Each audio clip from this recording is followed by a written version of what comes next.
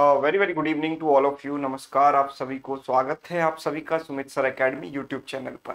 इस सेशन में हम डिस्कस करने वाले हैं मेंस एग्जाम के लिए केसलेट डीआई और एक शानदार सा न्यू पैटर्न सवाल। तो जो केसलेट डीआई है हमारा वो बेसिकली इन्वेस्टमेंट पर बेस्ड है ना। उसको मतलब आप रियल लाइफ में भी कुछ कुछ कहीं कहीं इम्प्लीमेंट कर सकते हैं, राइट। कि इन्वेस्टमेंट किस में करना चाहिए, कौन सी स्कीम में करना चाहिए, या मल्टीपल स्कीम्स में आप कर रहे हैं तो पैसे को किस तरीके से डिस्ट्रीब्यूट करना चाहिए, कुछ उस तरीके का केसलेट हम यहाँ पर लेने वाले हैं। तो चलिए हम स्टार्ट करते हैं, है ना। और क्या ही बताऊं, सवाल पर आते हैं सीधे। देखो सवाल ये है आपके सामने। Answer the following questions based on the information given below. Shabnam is considering three alternatives to invest her surplus cash for a week, है ना। उसके पास कुछ एक्स्ट्रा पैसा था जिसको उसने सोचा कि इन्वेस्ट कर देते हैं किसी स्कीम में, है ना। उसके पास तीन ऑप्शंस थे। She wishes to guarantee maximum returns on her investment. She has मतलब उसे मैक्सिमम प्रॉफिट कमाना है, ऐसा ऐसा इन्वेस्टमेंट करना है ताकि उसे अच्छे से अच्छा रिटर्न मिले। She has three options each of which can be utilised fully और partially in conjunction with the others. मतलब कि या तो वो अपना पूरा का पूरा पैसा इनमें से किसी एक स्कीम में इन्वेस्ट कर दे, या फिर ऐसा भी कर सकती है कि कुछ पैसा स्कीम ए में, कुछ बी में या कुछ सी में, इस तरीके से मल्टीपल ऑप्शंस में भी इन्वेस्ट किया जा सकता है पैसा। नाउ ऑप्शन ए एक ऐसा ऑप्शन है जिसमें वो अपना पैसा पब्लिक सेक्टर बैंक में इन्वेस्ट कर दे, विच प्रोमिसेस अ रिटर्न ऑफ 0.1%, है ना। जैसे घर के जो बड़े बुजुर्ग लोग कहते हैं, बड़े बूढ़े लोग, है ना, कि सेफ साइड पर काम करो, अपना पैसा सरकारी बैंक में इन्वेस्ट कर दो। बच्चे उनकी बात सुनते नहीं है। बच्चों को जो है क्या चाहिए होता है, शॉर्ट टर्म में प्रॉफिट चाहिए होता है। तो कहेंगे सरकारी बैंक में ठीक है, पैसा तो मिलेगा, पैसा भी सेफ है, एक फिक्स इंटरेस्ट भी मिलेगी, लेकिन मजा नहीं आएगा, है ना। तो कुछ ऐसी स्कीम है जिसमें आप एक सरकारी बैंक में, एक पब्लिक सेक्टर बैंक में अपना पैसा इन्वेस्ट कर रहे हो, लेकिन उसमें गारंटीड रिटर्न आपको मिल रहा है 0.1% का, है ना। 0.1% का प्रॉफिट आपको मिल ही जाएगा, ठीक है। स्कीम बी क्या कहती है कि आप म्यूचुअल फंड में इन्वेस्ट कर दो, है ना। म्यूचुअल फंड में इन्वेस्ट कर दो और rise in the stock market will result in a return of +5%। देखो म्यूचुअल फंड का जब भी ऐड आता है तो साथ में लास्ट में वार्निंग भी आती है ना। Mutual funds are subjected to market risk involve है कि मार्केट ऊपर जाएगा तो आपके म्यूचुअल फंड की जो वैल्यू है वो बढ़ेगी, राइट। आपके स्टॉक का प्राइस भी बढ़ेगा, है ना, और आपका पैसा भी अल्टीमेटली ग्रो करेगा। और मार्केट अगर डाउन जाता है तो आपका पैसा कम भी हो सकता है, लॉस भी हो सकता है ना। तो while a fall will entail a return of -3%। अगर मार्केट डाउन गया तो वहां पर लॉस होगा आपको -3% का। तो ये रिस्की काम है। ऑल्दो 0.1% के सामने पॉइंट प्लस का 0.5 नॉट +5% का जो प्रॉफिट है, मतलब आप ये देखो ना कि 0.1 से 5 जो है 50 टाइम्स है, तो 50 गुना ज्यादा प्रॉफिट मिल रहा है अगर मार्केट ऊपर जाता है तो। लेकिन वहीं अगर मार्केट डाउन जाता है तो आपको 3% का सीधे सीधे लॉस हो जाएगा। अच्छा, ऑप्शन सी में क्या है कि invest in a mutual fund of CBA.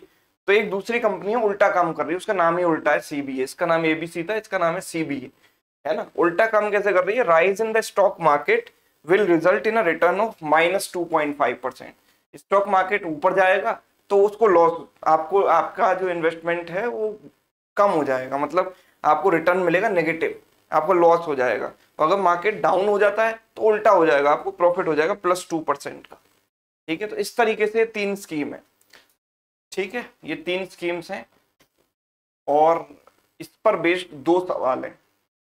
तो पहला सवाल है the maximum guaranteed return to Shabnam is what.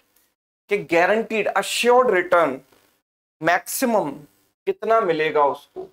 Guaranteed return का मतलब क्या होता है कि उससे कम ना मिले, वो अपना पैसा स्मार्टली इन्वेस्ट करे तो गारंटी रिटर्न उसे मिल सकता है ना। और सेकंड क्वेश्चन यहां पर ये है, what strategy will maximise the guarantee return to Shabnam. इनमें से कौन सी स्ट्रेटजी उसे लगानी चाहिए ताकि उसका जो रिटर्न है वो गारंटी रिटर्न मैक्सिमम आए। मतलब पहला ऑप्शन है कि 100% वो अपना पूरा पैसा ऑप्शन ए में इन्वेस्ट कर दे, स्कीम ए में इन्वेस्ट कर दे।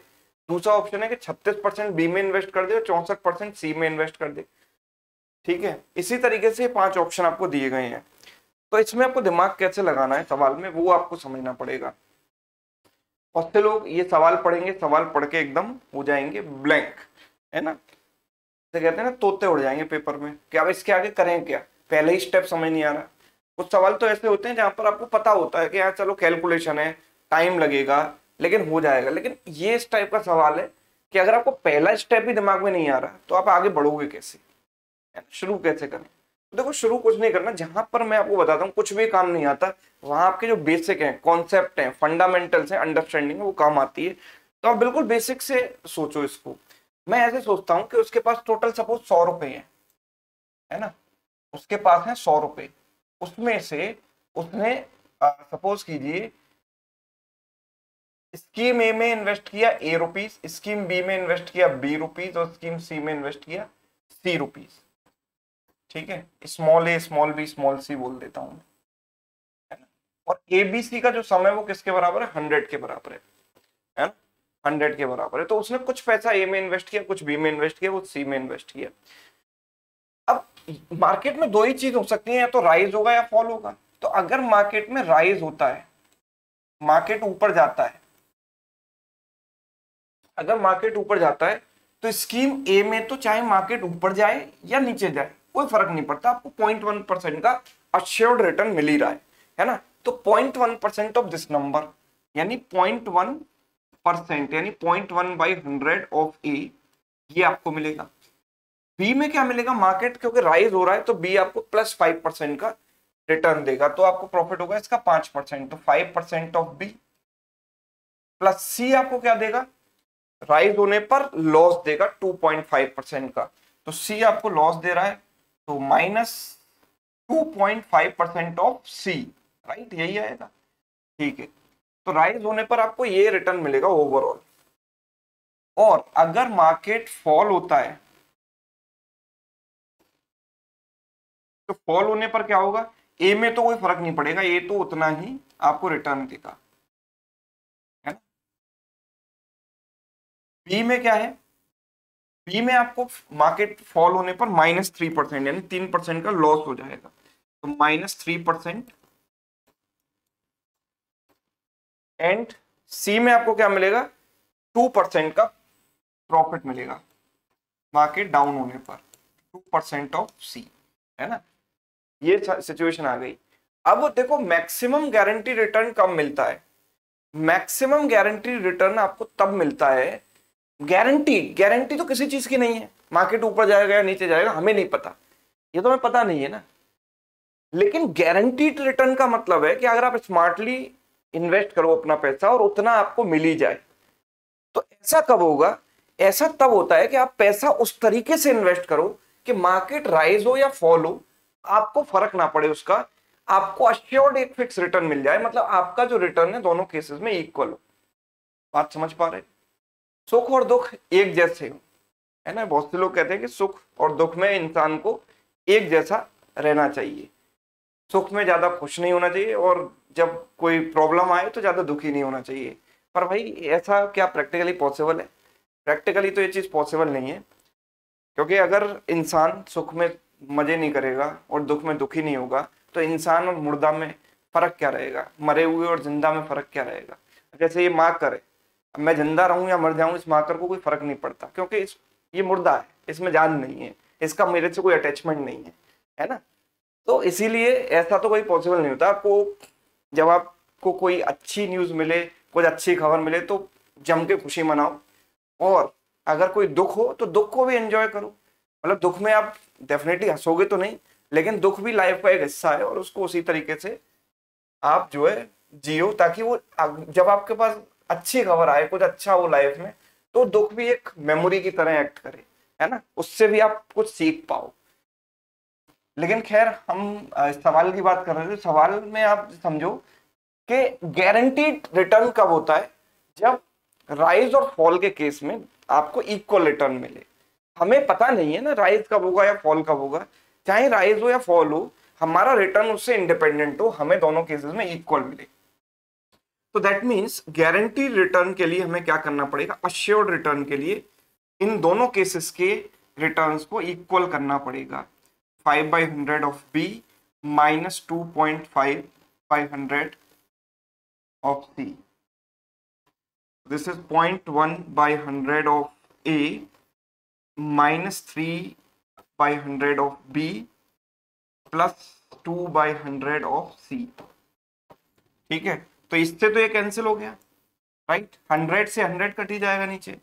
5B प्लस 3B कितना हो गया, 8B, and 2 plus 2.5 means 4.5 C. So B upon C means 4.5/8. तो 45/80 दैट मीन्स 5 से काटो 9 बार, 5 से काट दो 16 बार। B और C का रेशियो आ गया मेरे पास 9 और 16, ठीक है। अब B अपॉन C का रेशियो क्योंकि 9 और 16 आ चुका है, मुझे ये भी पता है कि A plus B plus C क्या है हमारे पास 100, और B और C का रेशियो आ चुका है 9/16, ठीक है। और रिटर्न क्या था, चाहे ये वाला ले लो या ये वाला ले लो, दोनों केसेस में इक्वल, क्योंकि हमने इक्वल कर दिया है तो both will give you the same values. So it is 0.1/100 of A. So return was 0.1/100 of A plus 5/100 of B plus 5/100 of B plus minus 2.5/100 of C. अब आप देखिए इसके आगे कैसे प्रोसीड करें, इतना तो आ गया। अब B और C का केवल रेशियो मुझे पता है ना, B और C का केवल रेशियो ही मेरे को पता है, तो मैं कह सकता हूं कि भाई देखो B की वैल्यू अगर 9 रखी, C की वैल्यू 16 रखी, तो A की वैल्यू कितनी हो जाएगी, 16 plus 9 25, 100 minus 25 is what 75, A की वैल्यू 75 हो जाएगी। ऐसा भी हो सकता है कि अगर मैं इसको 18 डबल कर दूं, दोनों को 18/32 भी रख सकता हूं, तो मैंने इसको 18 रखा, इसको 32 रखा, राइट। तो A की वैल्यू कितनी आएगी, इन दोनों का सम कितना हो गया 50, तो 100 माइनस 50 इज 50। अच्छा, इसके आगे अगर मैं गया तो 3 से मल्टीप्लाई कर देता हूं, 9 3 27, 9 3 27, 16 3 48, है ना। तो मैंने रखा 27 एंड 48, तो हो गया टोटल 75, तो 100 माइनस 75 इज 25। और फिर मैंने रखा 4 से मल्टीप्लाई कर दिया 36 एंड 16 4 64, ये भी रख सकता हूं।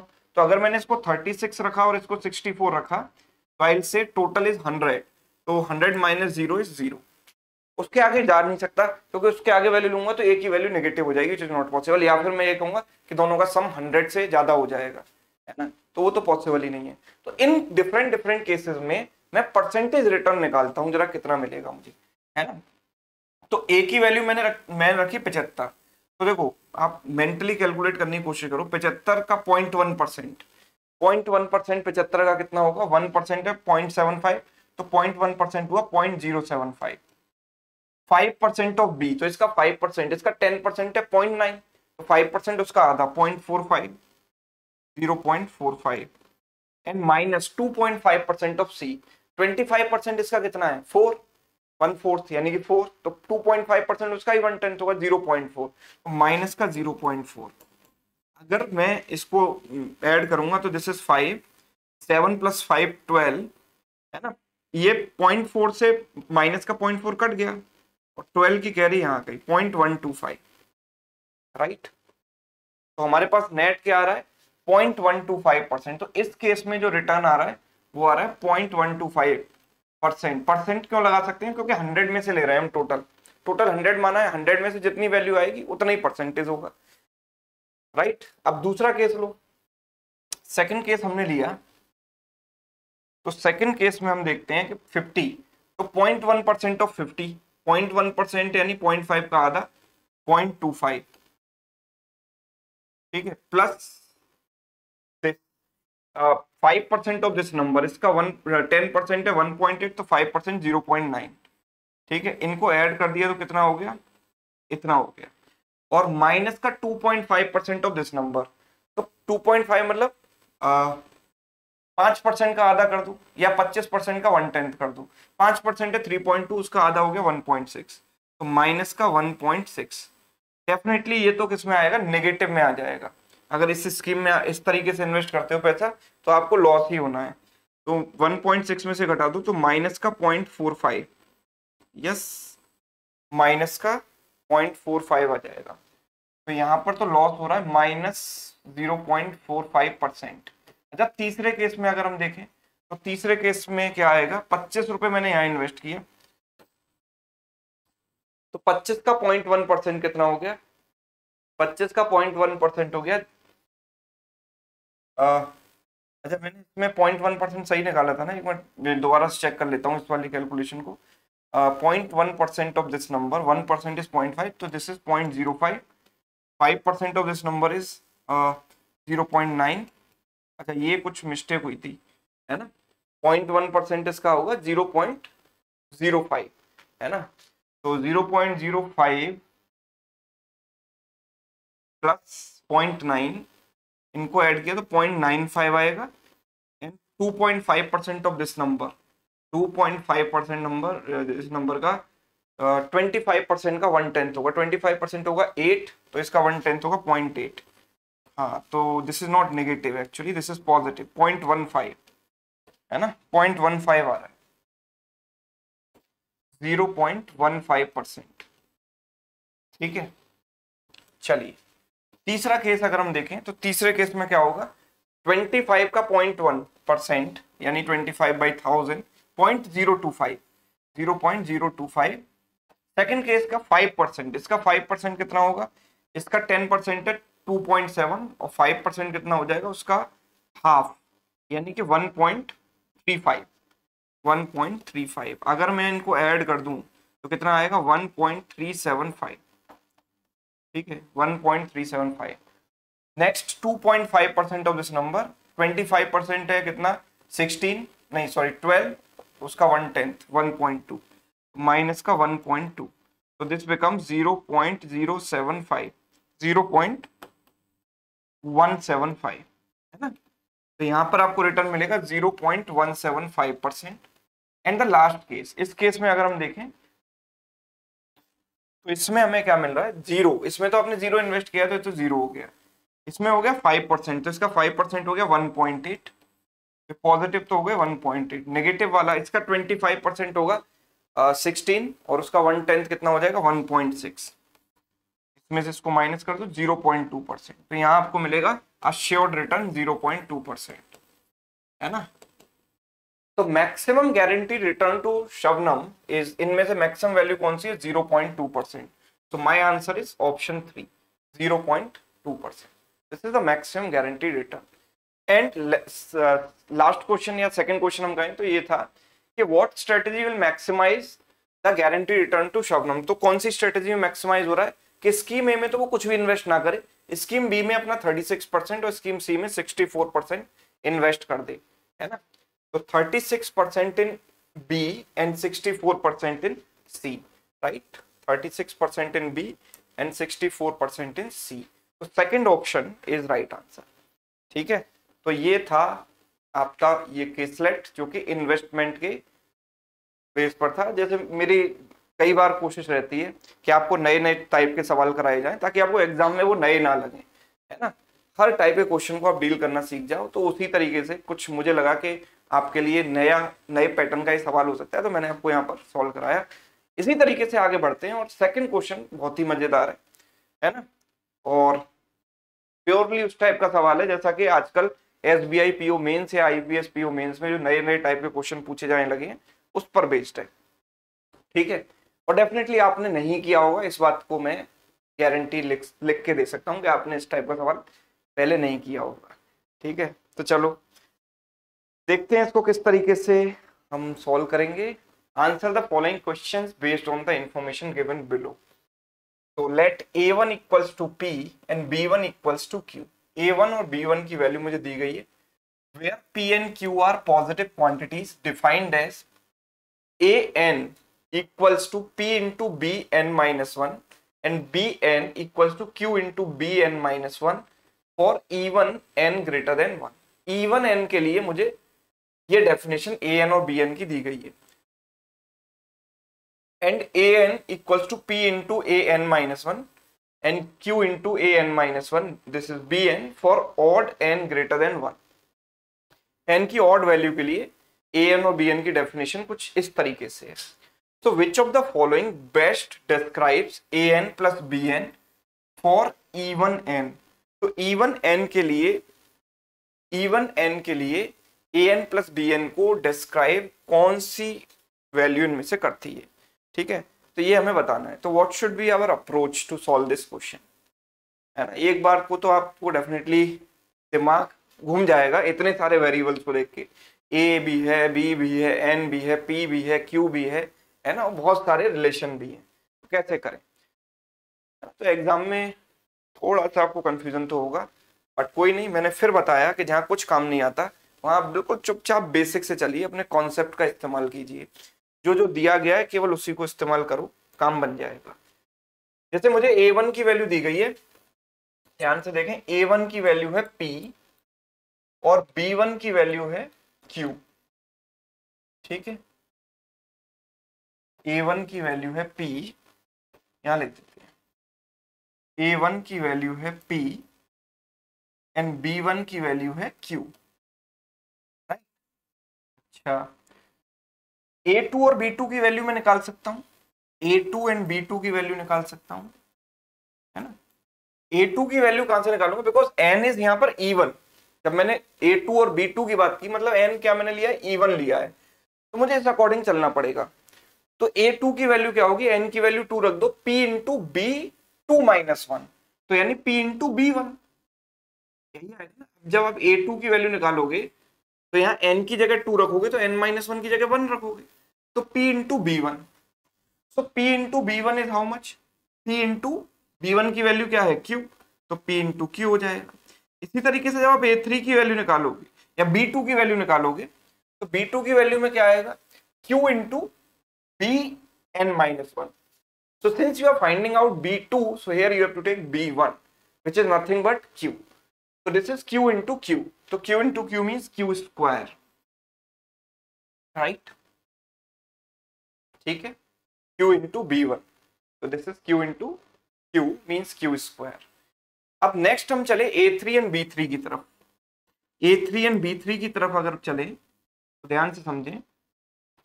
a3 की तरफ अगर मैं जा रहा हूं तो a3 कहां से निकालूंगा, because 3 is odd number, I have to consider these definition.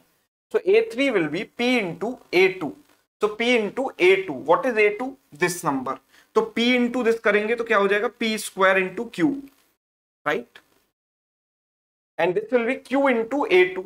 तो q into this number means p into q square. इसको q से मल्टीप्लाई कर दो. Similarly we'll go for a4 and b4. मैं कुछ पैटर्न अगर मुझे निकालना है तो कुछ टर्म्स मुझे वैल्यू निकाल के चेक करने पड़ेंगे. a4 and b4. a4 और b4, a4 की वैल्यू अगर देखें तो since n is even I have to go by this p into b3, because यहाँ 4 रख रहा हूं तो यहाँ 3 आएगा, तो p into b3. सो p से इसका मल्टीप्लाई करोगे तो कितना आएगा, p square into q square, है ना. And b4 is how much, b4 will be q into b3. तो q into b3 means q into this number, so p into q, right? a5 and b5 निकालते हैं जरा. Since n is odd here, n odd है तो इसके according चलेंगे. a5 क्या हो जाएगा, p into b4, p into a4. so p into a4 मतलब इसको p से मल्टीप्लाई कर दिया तो it will become pq into q square. And b5 would be this q into a4. तो q into a4 इसको q से multiply कर दो, it will be p square, हाँ p q into a4. b5 is q into a4, तो इसको q से multiply करेंगे, p स्क्वायर इंटू q, यही आएगा. एंड द लास्ट एक और निकाल लेते हैं, 6, है ना, पेयर में हो जाएंगे ना फिर b6. अगर मैं a6 की बात करूंगा तो this 6 is even number, so it will be p into b5. तो इसको p से मल्टीप्लाई किया तो it is pq into q, right. And b6 would be q into b5, है ना, q into this number, so p square into q power 4, right. इस तरीके से मैंने a1 से a6 एंड b1 से b6 की वैल्यू निकाली, राइट. अब मुझे निकालना क्या है, which of the following best describes a n plus b n for even value of n, है ना, a n plus b n, ठीक है, for even value of N.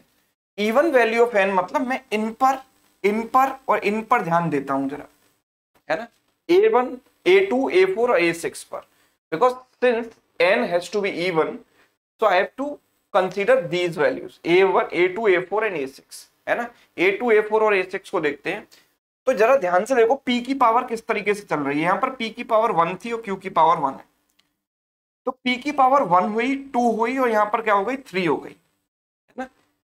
2 के सामने है 1, 4 के सामने है 2 एंड 6 के सामने है 3 पावर, राइट। P की पावर अगर आप ध्यान से देखो तो जब A2 है तो P की पावर 1 है जो कि 2 का आधा है, A4 है तो P की पावर 2 है जो कि 4 का आधा है, और A6 है तो P की पावर 3 है जो कि 6 का आधा है। तो क्या मैं ये कह सकता हूं कि AN is nothing but P की पावर n/2 इंटू Q की पावर क्या आएगी। अगर आप Q की पावर पर ध्यान देंगे तो Q की पावर भी वही है जो P की पावर है, भाई 2 की सामने 1 है, 2 का आधा 1, 4 का आधा 2 एंड 6 का आधा 3, तो Q की पावर भी है n/2। चलिए अगर हम Bn की बात करेंगे तो B पर जरा ध्यान दें, है ना। यहाँ पर तो कोई P की B2, because since n is even so हमें B2, B4 और B6 को ही देखना है। यहाँ P की पावर तो कुछ है ही नहीं, तो P की पावर 0 लिख दूं। यहाँ P की पावर 1 है और यहाँ P की पावर 2 है, तो देखो 2 के सामने लिखा है 0, मैं P की पावर देख रहा हूं सबसे पहले। 2 के सामने क्या लिखा है, 0 लिखा है, 2 के सामने 0 लिखा है, ठीक है। 4 के सामने 1 लिखा है और 6 के सामने 2 लिखा है, तो आप इनको कैसे कनेक्ट करोगे, यही दिमाग लगाने वाली चीज है कि 2 के सामने 0 है, 4 के सामने 1 है और 6 के सामने 2 है, तो 2 को 0 के साथ, 4 को 1 के साथ और 6 को 2 के साथ किस रिलेशन से आप कंबाइन कर सकते हो, किस जनरल रिलेशन के थ्रू। तो क्या मैं ये नहीं कह सकता कि जैसे कि ये जो है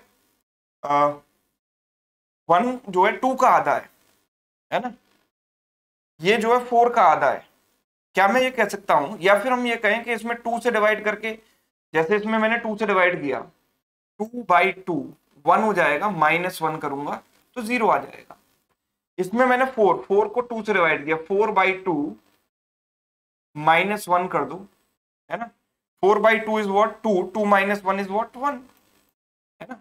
या तो देखो n/2 -1 कर दो, या n-2/2 कर दो, बात तो सेम ही है, बोथ आर सेम थिंग्स।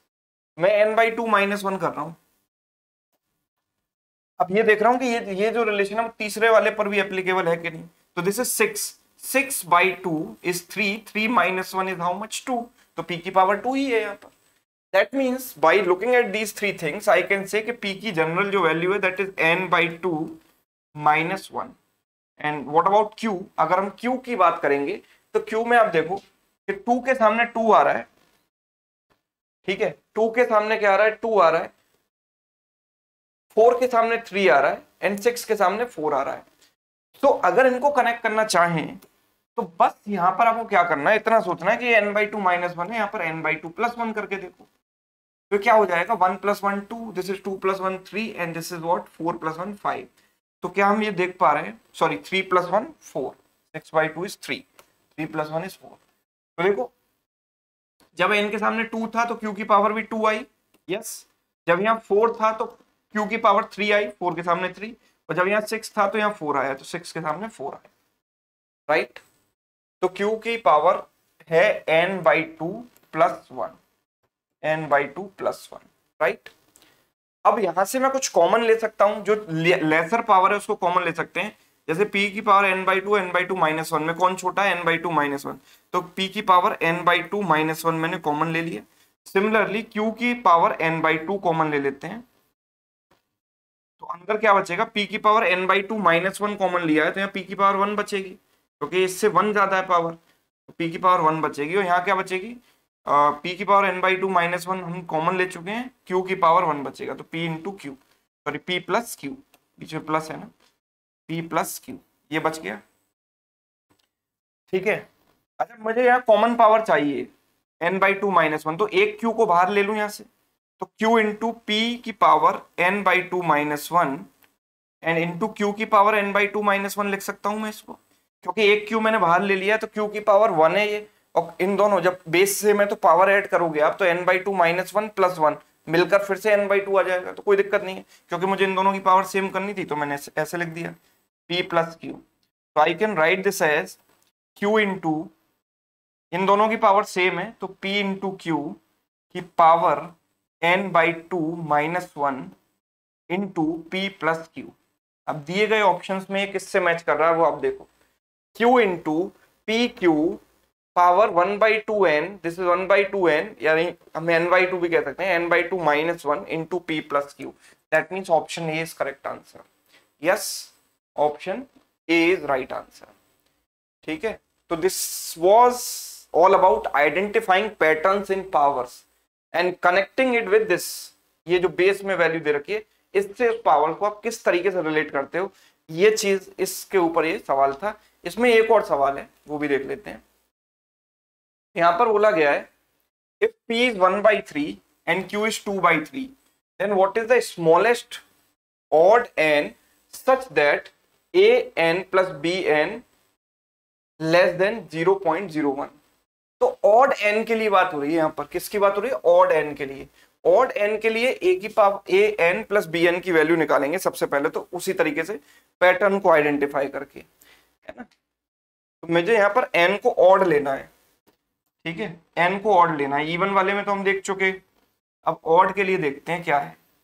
ठीक है, n को हम लेते हैं ऑड, ए एन प्लस बी एन, और यहाँ पर n ले रहे हैं हम ऑड। अगर ऑड ले रहे हैं तो 1, 3 एंड 5 पर फोकस करना है ना। तो 1 पर अगर हम देखें तो दिस इज p की पावर 1 इंटू क्यू की पावर 0 लिख सकते हैं इसको, क्यू है ही नहीं यहाँ पर। तो p की पावर क्या चल रही है आप ध्यान से देखो, 1 के सामने 1 है, 3 के सामने 2 है एंड 5 के सामने 3 है ना। तो प्लस 1/2 कर सकते हैं हम इसको, देखो जैसे 1 plus 1 2, 2/2 is 1, 3 plus 1 4, 4/2 is 2, then this is what 5, 5 plus 1 6, 6/2 कितना हो जाएगा 3। तो पैटर्न आप समझ पा रहे हो, p की पावर n प्लस 1/2 ये लिख सकते हैं हम इसको।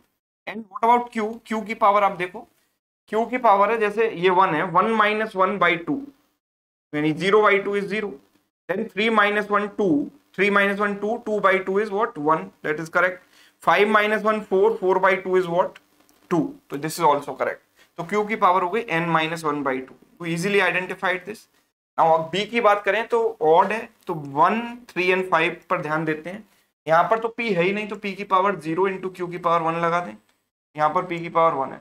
तो देखो 1 के सामने 0 है, 3 के सामने 1 है एंड 5 के सामने 2 है, तो 5 minus 1/2 is 2, 3 minus 1 2, 2/2 is 1, 1 minus 1 0, 0/2 is 0। That means it is p की पावर n माइनस 1/2, q की पावर की अगर हम बात करेंगे तो देखो q की पावर क्या होगी 1 है, 1 के सामने 1 है, 3 के सामने 2 है एंड 5 के सामने 3 है। तो वही जैसे यहाँ कनेक्ट किया था, यहाँ देखो पावर इंटरचेंज ही तो हो रही है, यहाँ 1 0 तो 0 1, यहाँ 2 1 तो यहाँ 1 2, यहाँ पर 3 2 तो यहाँ पर 2 3, तो इंटरचेंज ही करना है। तो यहाँ n माइनस 1/2 इधर आ गया तो इधर आ जाएगा n प्लस 1/2, पावर इंटरचेंज हो गई। तो व्हाट विल डू हियर, यहाँ पर हम कुछ कॉमन ले सकते हैं, जो छोटी पावर है p की पावर n माइनस 1/2 कॉमन ले लो एंड q की पावर n माइनस 1/2 कॉमन ले लो। तो यहाँ क्या बचेगा, देखो इसमें p की पावर n माइनस 1/2 बाहर जाएगा, तो डिवाइड करेंगे, इससे डिवाइड करेंगे तो ये पावर माइनस होगी, n प्लस 1/2 में से n माइनस 1/2 घटाओगे तो n से n कट जाएगा, 2/2 यानी p की पावर 1 बचेगा अंदर, प्लस ये तो पूरा ही इधर आ चुका है एंड ये पूरा इधर आ चुका है एंड q की पावर 1 बचेगा इस तरीके से। ठीक है, तो this is nothing but p into Q n minus 1/2 into p plus Q, यही बचेगा right. p into Q into n minus 1/2 power n minus 1/2 into p plus Q. ठीक है, तो यहाँ a power n, a n plus b n क्या आ रहा है, देखो जरा a n plus b n आ रहा है p into q power n minus 1/2 into P plus q for n is odd, when n is odd. ठीक है, तो अब यहां पर मुझे p और q की वैल्यू दी रखी है, वो रख देता हूं। p की वैल्यू 1/3, q की वैल्यू 2/3। p की वैल्यू 1/3 और q की वैल्यू रख दी हमने 2/3, पावर n-1/2, एंड p की वैल्यू 1/3 एंड q की वैल्यू 2/3। तो 1/3 एंड 2/3 मिलकर तो हो गया 1, and this is what 2/9, so ultimately it becomes 2/9 power n-1/2, है ना, and this has to be an plus bn must be less than 0.01, so 2 की power 2/9, this is an plus bn, यही तो है an plus bn की value. 2/9 n-1/2 must be less than 0.01, है ना, 0.01 से कम होना चाहिए। तो भाई अब n की ऐसी स्मॉलेस्ट वैल्यू मुझे निकालनी, smallest odd n such that this thing must be less than 0.01। तो यहां पर मैं स्मॉलेस्ट ऑप्शन रखता हूं, सबसे पहले 7 रख के देखता हूं। अगर मैंने n को 7 रखा तो हो जाएगा 2/9 की पावर 7 - 1/2, 7 - 1 यानी 6, 6/2 मतलब 3, so this which is nothing but 8/729, दोनों का क्यूब कर दिया। 0.01 से कम, 0.01 का मतलब क्या होता है, 1%, है ना, तो ये वैल्यू 1% से कम आनी चाहिए। इसका 1% देखूंगा तो ये तो 1% 7.29 है और 8 उससे ज्यादा है, मतलब this value is definitely greater than 1%, this is not less than 1%। तो n की वैल्यू 7 नहीं हो सकती। फिर नेक्स्ट वैल्यू ली मैंने, नेक्स्ट स्मॉलेस्ट वैल्यू इज 9, तो जब मैंने n की वैल्यू 9 रखी तो 2/9 की पावर हो जाएगी 9 - 1/2 यानी कि 8/2 यानी कि 4, 2 की पावर 4 16 हो गया, और 9/2 9 की पावर 4, 9 की पावर 4 मतलब 9 स्क्वायर का स्क्वायर, 81 का स्क्वायर, 81 का स्क्वायर निकालो दिमाग में। 81 100 से कितना कम है, 19 कम है। 19 माइनस किया 81 में से तो कितना बचा, 62, है ना, 62 और 19 का स्क्वायर 361, तो 6561, इट इज 6561, राइट। तो अब मैं अगर इसको ध्यान से देखूं तो इसका 1% है 65.61, and this is quite less than 1%, this is very much less than 1%, so n की वैल्यू 9 यहाँ पर पॉसिबल है ना, उससे आगे हम जाएंगे नहीं, डेफिनेटली ये तो पॉसिबल होंगी, लेकिन हमसे स्मॉलेस्ट पूछी है, दिए गए ऑप्शंस में देखेंगे तो स्मॉलेस्ट 7 था, पहले हमने 7 रखा, 7 नहीं किया सेटिस्फाई, फिर हमने next smaller value, next smallest value was 9 जो कि दी गई कंडीशन को सेटिस्फाई कर रही है, सो आंसर इज 9। ठीक है भाई, ये सवाल थे आज के लिए, है ना। एक हमने केस स्लाइड डिस्कस किया इन्वेस्टमेंट के ऊपर, और एक डिस्कस किया न्यू पैटर्न क्वेश्चन। ये एकदम नेक्स्ट लेवल मैथ्स की तरफ मैं आपको लेकर चल रहा हूँ, है ना। अगर आप इंटरेस्ट दिखाएंगे, आप मुझे कमेंट में लिखेंगे कि सर इस टाइप के मैथ्स के क्वेश्चन हमें और करने हैं, तो मैं बहुत सारे आपको करा सकता हूँ। इंटरेस्ट नहीं दिखाओगे तो फिर मेरा भी मन नहीं करता कि यार उस लेवल का कंटेंट ही क्यों पढ़ाएं जो आप पढ़ना ही नहीं चाह रहे हो। जबरदस्ती तो नहीं पढ़ा सकते ना, आप भी समझदार हो, बड़े हो, डेफिनेटली 20 साल से ज्यादा एज होगी आपकी, है ना, तो इसीलिए आप खुद समझदार हो। अगर आप खुद चाहते हो ऐसा कंटेंट तो मुझे कमेंट में जरूर लिखिएगा, आगे और आपको करा सकते हैं बहुत सारे ऐसे सवाल।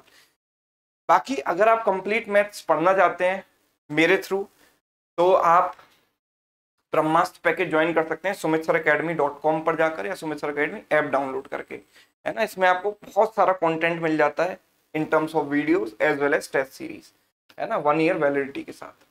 चलिए, तो इस सेशन में इतना ही रखेंगे। सेशन आपको कैसा लगा ये कमेंट करके जरूर बताइएगा। वीडियो को लाइक करना और अपने दोस्तों के साथ शेयर करना ना भूलें, है ना, और साथ ही साथ अगर नए हो आप चैनल पर तो चैनल को सब्सक्राइब भी कर लेना। Thank you so much.